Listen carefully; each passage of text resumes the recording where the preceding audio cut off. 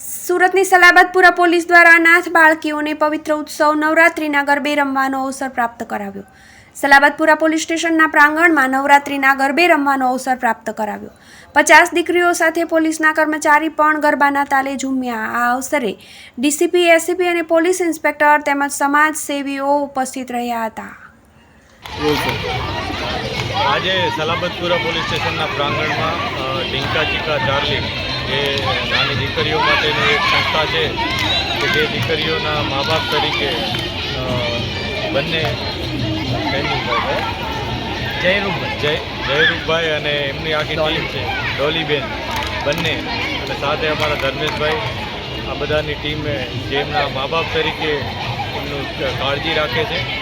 આ ઇન્સ્ટિટ્યૂટના દીકરીઓ આજે અહીંયા અમારા પ્રાંગણમાં આવી અને માતાજીના ગરબે રમ્યા છે, માતાજીની આરતી કરી છે, અને અમે એમના આભારી છીએ કે તેઓએ આવીને આ જગ્યાને વધુ પવિત્ર બનાવી છે. અને અમને પણ દર વખતે આ દીકરીઓ આવી રીતના આશીર્વાદ આપે છે, જેથી પોલીસ વિભાગને પણ ખૂબ આનંદ થાય છે.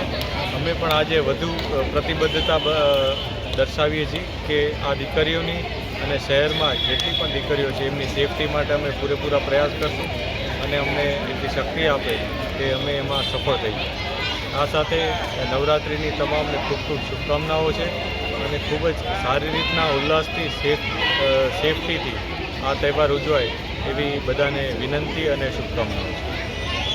Arvind Rathod, GTV news, Surat.